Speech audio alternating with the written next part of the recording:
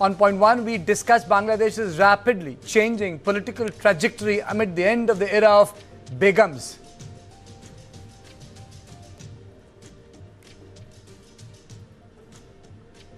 On point 2, we discussed the big electoral battle that Bengal awaits next year.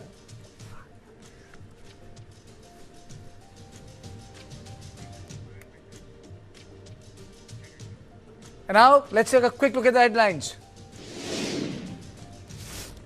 Amid statements from Bangladesh threatening chicken's neck, Nagaland Minister Temjen Emna delivers blunt warning, warns Bangladeshi Islamists, we Nagas are better at chopping heads.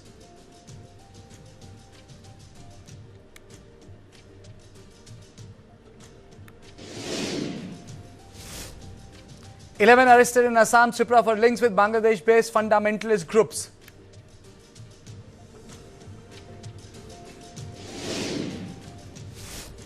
Dehradun police says no evidence of racial discrimination or violence in Angel Chakma's murder case.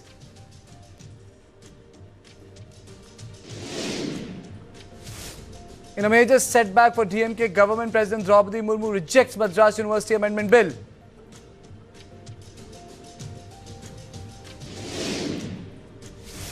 DGCA issues show cause notice to Air India over flights operating with minimum equipment list conditions. Raises serious aviation safety concerns, seeks reply within 15 days.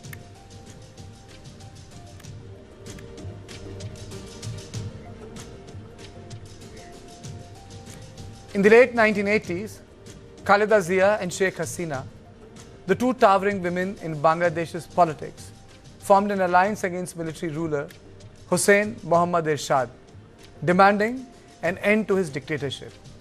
The Begums were the spark that lit a fire for democracy in Bangladesh. Irshad resigned on December 6, 1990, marking a historic women-led revolution in Bangladesh's political history where two warring parties, the BNP and Awami League, joined hands. Today, the situation in Bangladesh is completely opposite. Khaleda Zia is no more, and Sheikh Hasina is living in exile.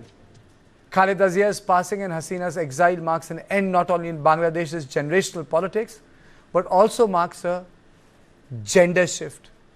Women are not at the helm of affairs. 5 men are now at the electoral forefront, including Khaleda Zia's son Tarique Rahman, who will lead BNP, Muhammad Yunus, Shafiqur Rahman of Jamaat-e-Islami, and Mahfuz Alam, formerly of the newly found National Citizen Party. On this issue, I am joined by Barrister Mohibul Hasan Chaudhry, former Education Minister, Ambassador Veena Sikri, former High Commissioner of India to Bangladesh, and Salahuddin Shoaib Chaudhry, Editor Blitz. Our conversation is divided into 3 parts. This is the first part. The 2 will follow, but I'll take opening comments on a read. That is it an end of an era of the battling Begums? Ambassador Sikri. Madam, you need to unmute yourself. Well, thank you. Thank you for having me on your show. But I'd like to say that I don't accept this. It's a bit of a misogynist remark. Because if there were 2 men, you wouldn't say this is an end of an era because 2 men are there. But I think it is true that both the leaders, Sheikh Hasina and Begum Khaleda Zia, they rose to the top in their respective political parties, and they have guided their political parties very well. Begum Khaleda Zia took over after her husband was assassinated, President Ziaur Rahman, but she was able to lead the BNP to consolidate its strength and carry it forward. And similarly, Sheikh Hasina, she returned to Bangladesh in 1981 and took over the leadership of the Awami League, and she has led it very, very creditably all these years. But I think that the important point is that both these leaders, as you mentioned, Begum Khaleda Zia and Sheikh Hasina, they fought for democracy together. And today, I would like to see the Awami League and BNP coming together again in the fight for democracy in Bangladesh. And I think that that Tarique Rahman, who has returned to Bangladesh after 17 years, if he wants to honor his mother's legacy, the best thing he could do was to say that, the best thing he can do is to say that, yes, the elections in Bangladesh should be inclusive. That would be the best thing in his memory of his mother, because that is when democracy returned to Bangladesh in 1991 after 15 years of military dictatorship. And it was led jointly the pressure to get General Ershad to step down and to have democratic elections was led jointly. But can the BNP live up to this and bring Awami League into the elections to have it as genuinely democratic? Otherwise, today, just between these two parties, BNP and Jamaat-e-Islami, it's not really a free and fair election. It's not inclusive, and so that an election which is not inclusive will never be credible. And the Okay. present dire situation in Bangladesh will continue as lawlessness, attacks on minorities, complete random anarchy. Only point where I disagree with you, madam, is that the entire idea of doing the show was not emanating from anything which you use the word misogyny. It emanated from the fact that these two women dominated the politics of Bangladesh, and I chose to do this show because the politicians who are at the helm of affair right now are all men. There's not a single woman. So it does not, I disagree with you. There is no misogyny from my part here, madam. There is no misogyny from my part. I want to say, I want to correct. I did not mean misogyny in that sense. I meant that I think the situation in Bangladesh is very important. I think that ladies are not there, but there are others who are there, and there are people who can also take over in the future. But the issues are very important. The issue Oh yes, of oh yes, the and issue I have divided those issues into two parts, madam, and that are very interesting. And the first part of the issue is the sort of the threat which the Bangladeshi government and the the radicals which are associated which are making it in public domain, saying that the visa work permit of the Indian should be suspended, roughly 20,000. And another is what has happened within the NCP. So let me start with that. As the elections are drawing closer, the rifts have emerged within the Islamist group that have been running Yunus interim government. 30 senior leaders of the National Citizen Party have openly opposed the party's alliance with Jamaat-e-Islami, which was announced on Sunday. Several NCP leaders have resigned in protest, including Mahfuz Alam, a key face of the 2024 violence and the coup that followed. Alam said he does not support the party's alliance with Jamaat. The National Citizen Party is a Bangladeshi Islamist, partly born out of the country's coup. Analysts say NCP's alliance with Jamaat could jeopardize the future and reinforce established parties ahead of the Feb 12th election, but that's not really important. These are the narratives on board. Now, important thing is that why has this split in NCP taken? Second, in future, does this mean that the traditional party like Jamaat and BNP will remain? And as they have included Khaleda Zia, Khaleda Zia, Sheikh Hasina from the system, their space would be overtaken by these two actors. So let me straight away go to Barrister Mohibul Hasan Chaudhry. Why do you think that the split in the NCP has taken? Is there a reason we don't know? Or is it just Jamaat-e-Islami? Thank you. So from the very beginning, we had been saying that NCP is nothing but an artificial organization which has been created by Mr. Yunus with the help of Yunus Center and the money that was spent by him. And he wanted to align it with the Islamists from the very beginning. It's not that NCP had an organic growth amongst the youth or even the protesting youth in the country. The name did not even exist.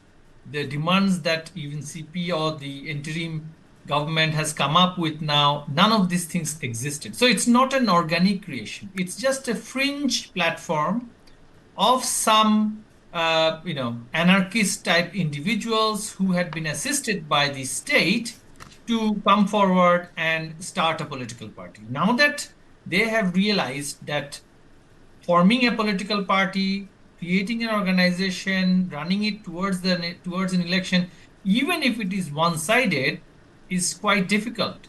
I mean, if there is an election, even if it is one-sided, they are not even going to get 1% of the total vote, and that is the survey results that we have seen. So having realized that, now Yunus is trying to save his face. He wants to align this party with his structure in the parliament, which is that there has to be some kind of an opposition party. And in that opposition party, if this party is placed with the official opposition party, there will be some kind of face saving for Yunus. That is what he's trying to do here. He's trying to save face. And BNP, they wanted to align with BNP, but BNP has flatly refused because these individuals are demanding far more than what is their actual capacity or political grounding. So BNP is really not happy with their demands, and they've just refused them. And now that they're nowhere, they are going to be politically irrelevant. Such political parties did start in the past in Bangladesh. We've seen it. There used to be a party. Are you saying that NCP is a finished force? It's a done thing now? It is, absolutely. Because, how long can you actually sustain a political party with an interim government pumping money, with Yunus Center pumping money? You cannot sustain that kind of a political organization. It's not possible. We've seen it in the past also. After 1975, 15th of August, Sheikh Hasina's whole family being murdered, there was a political party like this called the Freedom Party. They wanted to bring in the newly found freedom. They called it freedom. Yeah, destruction of secular liberal values. They called it freedom. Similar thing has happened this time as well, and they're going to be politically irrelevant and insignificant. They are now trying to just face safe by aligning themselves with Jamaat-e-Islami, and they know that even Jamaat-e-Islami does not have the political leverage to come to power. Just want to supplement the extreme right-wingers in the parliament. That's what they're planning to do. Okay. Now, meanwhile, Dhaka is working overtime to maintain an anti-India sentiments to consolidate its support base. Radical group Inqilab Moncho has demanded the suspension of work permit to Indians in Bangladesh. Around 20,000 Indians are working in Bangladesh on work permits. This demand comes after Bangladesh police pushed the narrative that two prime suspects in the murder of Osman Hadi have fled into Meghalaya. India has rejected the claim. So my question to Mr. Chaudhry is, Salahuddin Shoaib Chaudhry, can Bangladesh afford to do this? Will they do it? Will they, do you think, cancel the work permit? Thank you very much, sir. And my very good evening to the co-panelists. The 20,000 Indian nationals working in Bangladesh, these are not luxuries for Bangladesh. They are essential, extremely necessary, because these Indians are helping the Bangladeshi industrial sectors and technological sectors and many other sectors, and we cannot replace them overnight. We can bring in people from West at the 20 times cost than what we are paying to Indian nationals. So it's a very impractical demand by the Inqilab Moncho. And with your kind permission, I would like to also focus on something about this NCP with your permission. Please go ahead. NCP, thank you, sir. NCP, actually in 2006, Muhammad Yunus tried to float a party called Nagorik Shakti. In English, it stands for Nagorik People's Power, and it fell on ground just in a few days when he saw that there is no popular support for him. Now, NCP actually is the Jamaat-e-Islami prodigy. Some of them infiltrated inside Awami League. They publicly admitted, and they did a lot of bad things to defame Awami League and to defame Sheikh Hasina. And now they are back to their own creators or masters. So return of NCP to Jamaat is insignificant because these are nothing but the prodigies of Jamaat-e-Islami, and also they are the highly radical Islamists and jihadis. They will also, I will be not surprised if they also return to Ansar al-Islam, frankly speaking. But now, okay, please go ahead. Sorry, please. Now, about this Inqilab Moncho's demand, one more point they demanded that you have not mentioned, that they demand the trial of Hadi's killers within 24 days. Yes. I welcome this decision, and then if they are really serious, then I can on record now say on your show that both the killers of Hadi are inside Pakistan High Commission, road number 71 Gulshan, first floor, at the Dhaka cell, operated by Pakistani ISI. So if they are really serious, but there is a Vienna Convention, if they can violate, let them intrude into Pakistan High Commission and catch those killers from Pakistan High Commission and try them. Why they're creating those stories that the killers fled to Mr. Chaudhry, why are you saying that they are being hidden by the Pakistani intelligence agency? Why would Pakistan? I am a journalist, so I have many sources. No, I'm not doubting your sources. I'm saying why. I'm not saying Why are you saying yes. this? I'm saying why. Because, yes, because immediately after the death of Osman Hadi, Pakistani ISI, I'm saying on record again, made a tremendous propaganda on the social media. I have written two articles which was published yesterday in a prominent Indian newspaper, and I have given all the evidences that Pakistani ISI was trying to somehow pump the idea that the killer is Indian intelligence agency and the killers are in Meghalaya. So these were the narratives Pakistanis wanted to feed to Bengalis. So why Pakistanis are so much interested in somehow in planting their ideas on Bengalis? Because they are the killers. They are the killers. And one more thing, out of the context, I can say that when my Bengali brothers and sisters, Hindu, they went to London to protest the murder of Tipu Chanda Das, you saw, all of us saw the Khalistani terrorists suddenly appearing there. Who are backers of Khalistani terrorists? Pakistani ISI. So Pakistani ISI is playing all the cards in Bangladesh, from the murder of Osman Hadi to the murder of Tipu Chanda Das, and even the ouster of Sheikh Hasina. In all this, the Pakistani playbook. Ambassador Sikri, I mean, this doesn't sound like Bangladesh. It sounds like someone is telling me a story of Afghanistan, where the great game is being played. I mean, to say we can laugh about it, but I would say it poses a great threat to India's national security. Of course, this has been the single largest threat, because ever since the ouster of Prime Minister Sheikh Hasina, Pakistan has tried to edge its way and push its way into Bangladesh to recreate the pre-1971 command and control structure between West Pakistan and, of course, then it was East Pakistan, now it's Bangladesh. And they've done it by every means possible. The ISI officers are visiting with such regularity. They're trying to embed Pakistani army officers with each division of the Bangladesh army. They are trying to, they've changed all the regulations, visa restrictions, cargo inspection, trade rule, everything has been changed. And they are trying by every means to control the situation. They were given this role last year in the ouster process, in the regime change operation, because Pakistan has always acted with Jamaat-e-Islami as their B team. So they were given this role by the external power. Ambassador Sikri, I must take this opportunity to ask you this question. You, as a young officer, witnessed Simla Accord, madam. You were there, you're part and parcel of that history, your photographs are there.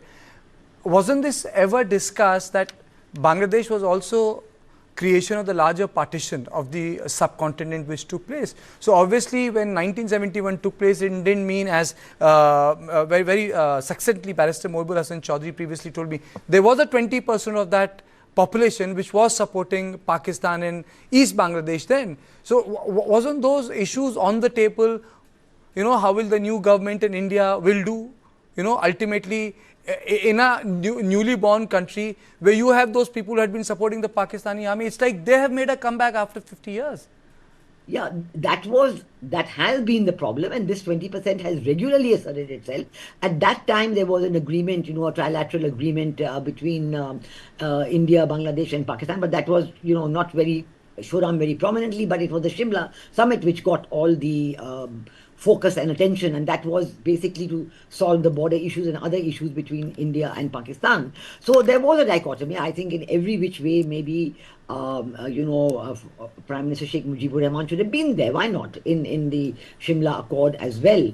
That was a decision which could have well been taken, which would have perhaps made things very different from what they turned out to be. But I think that what is worrisome to us is the security situation in Bangladesh, which has to be corrected very seriously. I think what Mr. Shoaib Chaudhry is saying is very relevant, because the way in which, in the beginning, immediately after the attack on Osman Sharif Hadi, the Indian High Commissioner was called in and told it is your fault and you have to be involved and please hand us back the person. We rebutted it forcefully, and within 2 days, you saw the Yunus regime home advisor saying, yes, we don't know who the killer is. We don't know. We have no evidence that the person is in India. But then Inqilab Mancho steps in and, ups the ante and asks Yunus to resign and says, if you don't give us the killers. And then the narrative comes back in again about, India all the time. So this is an attempt being made to show India in the worst possible light to the people of Bangladesh. But I think that, and I would love to hear on this from our colleagues, our fellow panelists from Bangladesh, that I think the people of Bangladesh have realized what has been happening in the last 18 months. There's anarchy, there's no law and order, the economic situation is very dire, and there's no help of any kind. Today, one more person from the minority communities has been shot by an Ansar. So every day it's happening. It's a very deliberate message of discord being created in Bangladesh, and I think that Tarique Rahman, if he wants to re-establish himself, he has to correct that. But he said nothing so far about the anarchy in Bangladesh. He said nothing about the killings and the lynchings, nothing at all. So he's been very quiet on these points, and we are waiting for him to say something on this. Okay, Barrister Mohibur Hasan Chaudhary, do you think that this decoupling is complete? Pakistani elements have taken over the important levers of power, as if Salahuddin Shoaib Chaudhary has said that if the murderers are hiding inside the Pakistani consulate, I mean, say, what bigger commentary on the state of affairs can be than this? Okay, can you please unmute yourself, sir? Unmute. Yeah, ISI was active in Bangladesh for many years. It's a known territory for them. When Ambassador Sikri was in Dhaka, she will recall, 10 trucks full of arms and ammunition, rocket launchers, grenades were found in Dhaka, in Chittagong, where I am from. And the then government, under the leadership of Begum Khaleda Zia and Jamaat-e-Islami at that time, wanted to cover it up. And then later on, it was sort of out there in public that it was all meant for rebels and insurgents in the northeast of India. It was just one consignment that somehow was busted. It was all out in the newspaper. But the government wanted to cover it up. Similar activities can be done now, right now, under Yunus's regime. And if you see the exact, the first trade policy that he has taken, the first one was exempting Pakistani containers from any kind of scanning in Chittagong port.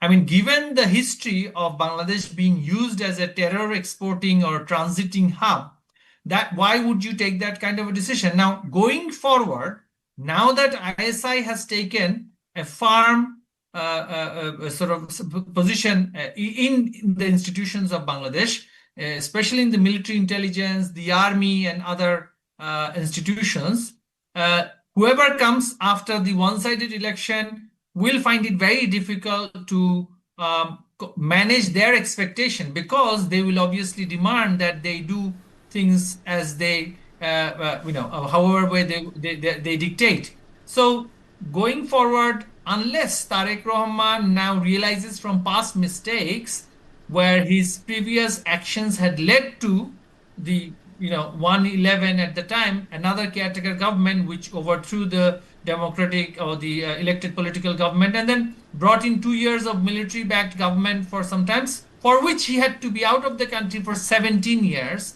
If he has learned a lesson out of his 17 years of exile abroad and has reformed himself and want to see sustainable political democratic transition, he should say something about what is happening in Bangladesh. The killings that are happening every day, the missing inclusivity in the upcoming election.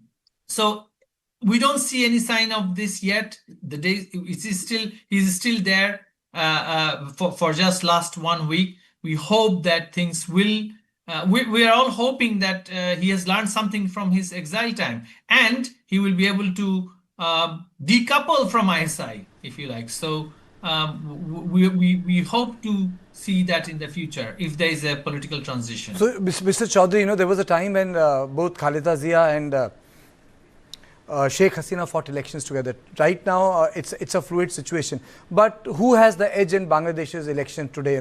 For the benefit of Indian viewers, if they have to understand who is at the forefront in context of the polls.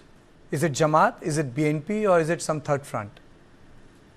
Well, in absence of another Sorry, was it a question to me? Well, it was for Shoaib, but well, you can speak. You can take your minute. Now, all I wanted to say is that, in absence of Awami League, you'd assume that people will choose BNP if Awami League is not allowed to participate. That's the sort of general understanding. That's the general understanding. Shoaib, is that the general understanding that the vote will go to BNP? Not exactly. I would like to say that this is not taken as an election by the people of Bangladesh. Rather, it is taken as a stage drama.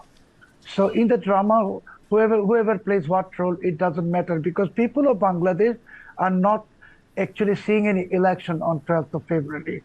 The real election that people are willing to see is where all the parties can participate, and then the people can make their own decision. Now you are giving us the chance to make a choice between fry pan and fire. So this is not election, it's a kind of stage drama. Okay, Ambassador Sikri, that's the closing comment from you. Do you think? Actually, I must say, I would draw attention to two things. One is the Pratham Alo published a poll, and they said that 70% of the people of Bangladesh want Awami League to participate. It doesn't mean they'll vote for Awami League, but they want a free and democratic election. In that sense, I think what Mr. Shoaib Chaudhary is saying, that's very correct. The second thing is that the second poll was done by this American institute, IRI, International Republican Institute, which has been very active in Bangladesh for a long time now. And they have shown a picture that in this, judging from the people who are going to vote either for BNP or Jamaat, they left Awami League totally out of the picture. And they said that in this, there's only a 4 percentage point difference, 33% for BNP and 29% for Jamaat. But they also showed a separate amount of 5% for the Islami Andolan Bangladesh and another 6% for NCP. Now, today, we know that Jamaat-e-Islami group includes Islami Andolan Bangladesh and also the NCP. So if you add all those together, then certainly Jamaat has a higher hand today. And I think that is the Jamaat approach. They want to win these elections. They're very serious about it. Can they change the character of the state, madam? Jamaat? Yes, of course, they want a Sharia law, they want a caliphate, all that is there. And that is why they're determined to win these elections. That is all the more reason why Tarique Rahman, as representing his mother's legacy, and he must take this in hand and call for an inclusive election. Let all the political parties take part, and whoever wins the election, everybody will know it's the result of a democratic vote, and India is very happy to deal with that, whoever wins the election. Okay. Thank you so much. Thank you for joining me on this conversation. This is all I had on Point 1. Coming up next, Amit Shah and Mamta have sounded the Bengal poll bugle in a fierce war of words.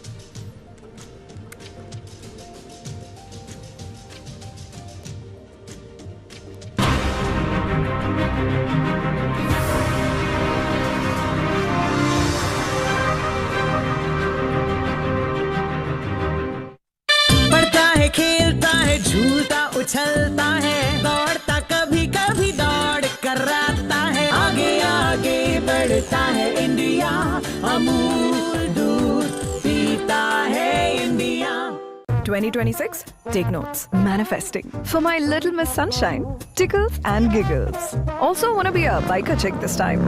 And dear 2026, only love for my people and myself. To manifest my best life, nature's cosmic energy. Now mine, natural diamond intention pendants. Oh no, बहुत bore लग रहा है.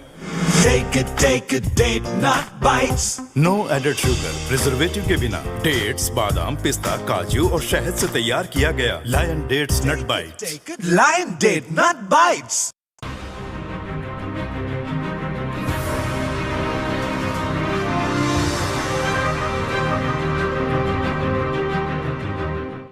तृणमूल कांग्रेस के 15 साल के शासन में भय, भ्रष्टाचार और कुशासन और विशेषकर घुसपैठ से बंगाल की जनता चिंतित भी है, भयभीत भी है और आशंकित भी है. Union Home Minister Amit Shah and West Bengal Chief Minister Mamta Banerjee have sounded the poll bugle for the assembly polls. Amit Shah charged at Mamta over the issue of infiltration, corruption, violence and misgovernance. Mamta Banerjee launched a fierce counter-offensive over SIR and the spate of terror attacks in the country.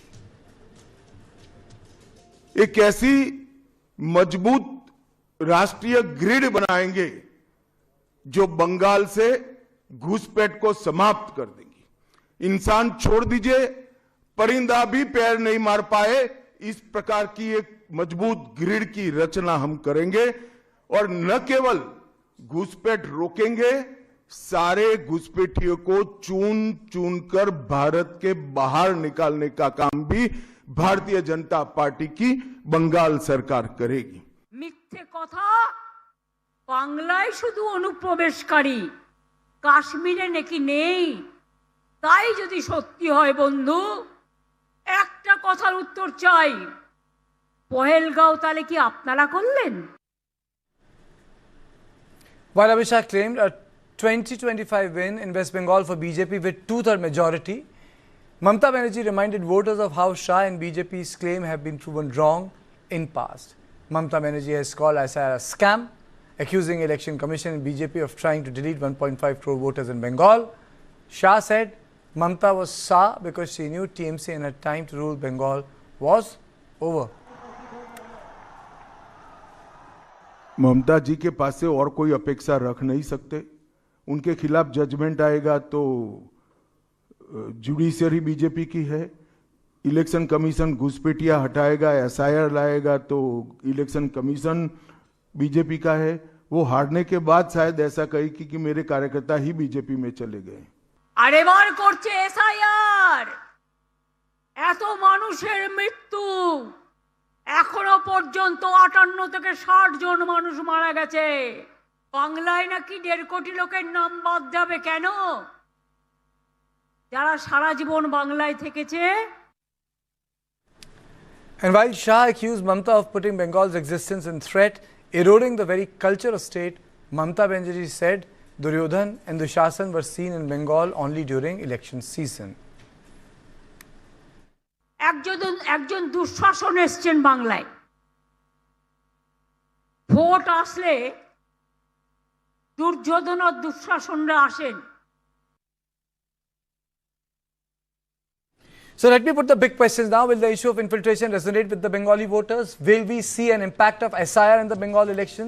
Is this the most polarized election Bengal is set to witness? And how big is the issue if infiltration can resonate the way it resonated in Assam?